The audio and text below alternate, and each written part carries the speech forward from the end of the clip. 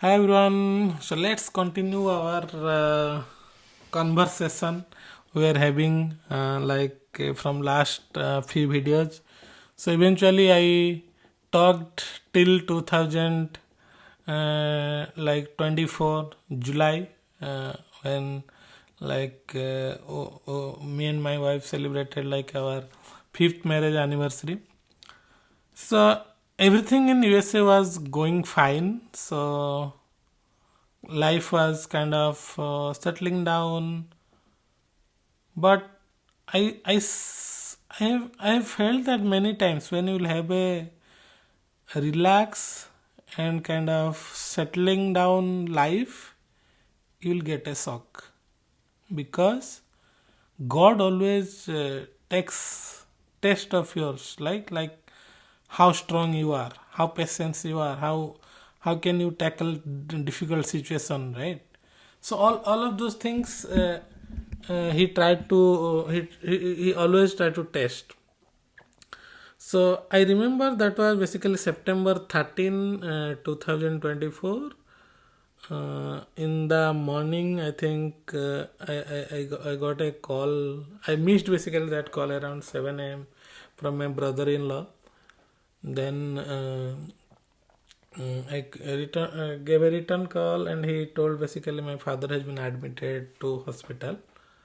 So by that time, my father used to sometimes admitted to hospital because he was kind of not quite well, quite doing well, because he had a open heart surgery long back in 2009. Two valve has been replaced and silicon valve has been transplanted at that time when I was doing in diploma. So he was having a heart attack by that time 2 or 3 times. So somehow everything has been done. I will share that things might be in a different video. So from that day he was doing well, but eventually as those valves will be kind of started degrading, and somehow in the mid he had another brain stroke when I was in India itself. Then somehow he was recovering, he was doing good, and uh, by that time 2024 around, he was feeling a little bit kind of low. Like he also, when I talked with him when I went to India on 2024 March, because that was the first time I took Anya to India, because she burned here on 2023. So we thought as my father and mother and they didn't saw her, so we planned a trip on 2024 March itself, and we went India. That is the first time my father met with my daughter, and those are kind of, he was quite happy. And I saw at that time, I talked with him a few things. We both talked, and I felt like this is the time I might spend some time with him in India. So once I back from there, I tried in my company basically so that I can go back. I mean, not permanently, might be. I didn't think about that, but I thought I will take a transfer to Bangalore or somewhere, and I will stay there few years with my father. So I started that planning, and I informed to my company and all, and they basically started processing on that request. I was planning to go from here Jan February, because December Jan those months was kind of very little bit less work in projects and all. So I thought in 2025 around I will move back to Bangalore. I will have the time in my visa and all here, but still I can go and I will stay there. I will bring him to basically to stay with us. That was the plan. But yeah, that I have not started executing that, but that was the plan.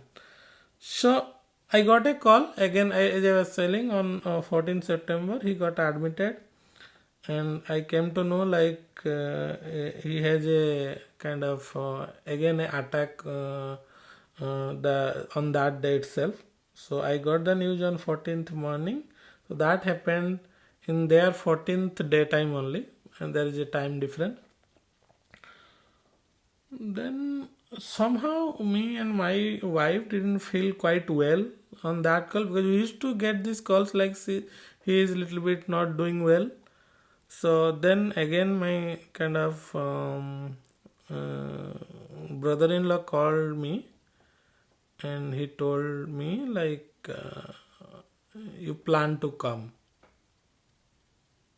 I think that was the line.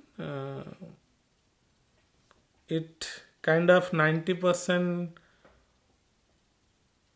I mean, what I was thinking till I heard that line, that got changed. Like a lot of questions, a lot of kind of fear, a lot of kind of confusion started building up in the mind, right?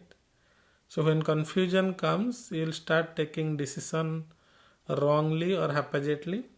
So I started searching ticket, because at that time we have to take Anya also. Anya was only, I think, around just 1 year some month, right? Like 2024 July, she completed 1 year. So we have to plan.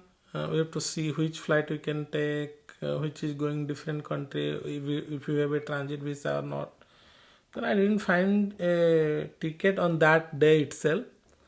I got a ticket for next day. So I think on 15th I got a ticket to start from there.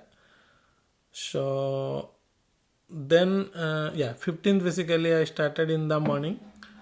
So I informed him, like I asked basically, is it everything is okay or I have to read? But he told no, it's okay, but you can come. Then I thought, okay, let's see. But yeah, I mean, in all of those situations, your mind will think like nothing is happening.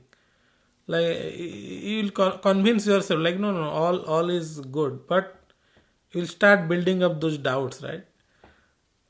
There are few friends which are very close to me. They were in Bhubaneswar. I requested them to come, and they were kind of one call away. That's why I usually feel lucky, like to have those friends. Whenever I need them, they will just in one call, they will come wherever you want them to be available. So they come there, and they admitted in a hospital on that day. They called me, okay, on 14th night of India, right? They admitted to a hospital. Then on 15th we started. So till that, I think my brother-in-law was saying basically, yeah, everything is going fine. He's in ICU and all. So we started. Our flight was kind of in the morning from Austin to New York, and from New York to Delhi to Bhubaneswar. So finally we got the ticket, we booked and everything. We did pack up and all on that 14th. On 15th, I think in the morning 3 a.m. itself we left from here. So from that time onwards, our struggle of the travel started, because Anya was very small. She woke up in the early night. She started crying in the airport, flight, everywhere. And we both were kind of a situation where we're not able to think anything, right? We're just going, okay, let's go, let's see what is happening. Till now we don't have any kind of information, okay?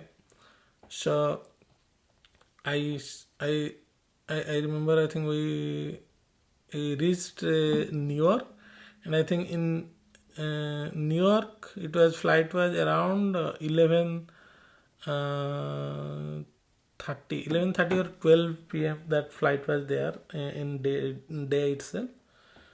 So there was a 2 or 3 hours of kind of time. I mean, halt time was there. So we are waiting there. We are trying to make Anya sleep so that she should not cry, because that was the longest flight you will have, right? From New York to Delhi, that will be 14 hours around. And in flight, if she will start crying, then it will be too much difficult to like control her.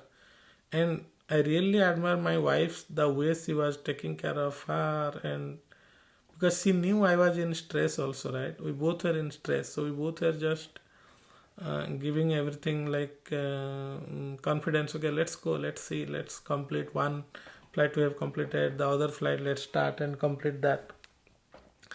So when I was in New York, I got another call from my brother-in-law. Then he asked me one question like, till now nothing has happened.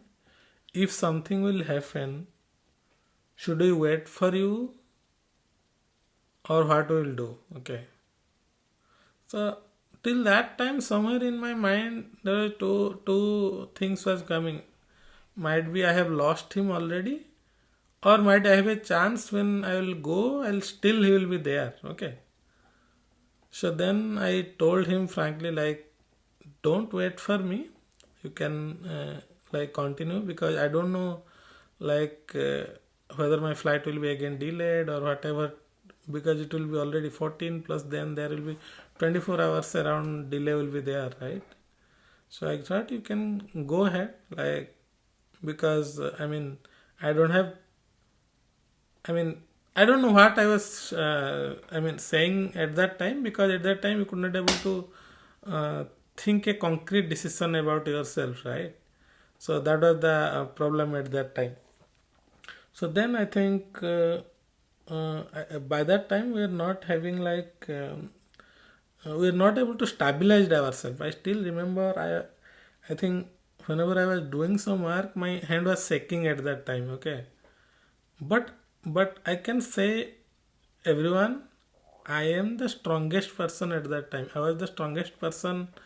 I became strongest at that time, and life taught us these things. So whenever you go ahead in a situation where you heard a lot of difficult news, some bad news, how you will tackle, how you will kind of overcome those situations. Those incident will make you more stronger. Okay, so I don't know how I was managing everything. Even if my wife and me, we are doing all of things, we are thinking about how I will eat and how I will plan everything. Okay, so now I again, just before I think 30 minutes of boarding the plane, I got another call from my brother. So then I think he didn't say anything like kind of directly, but I got to know like I lost him. So kind of like, but I can say I didn't cry in that New York airport. I didn't cry like, I don't know why, because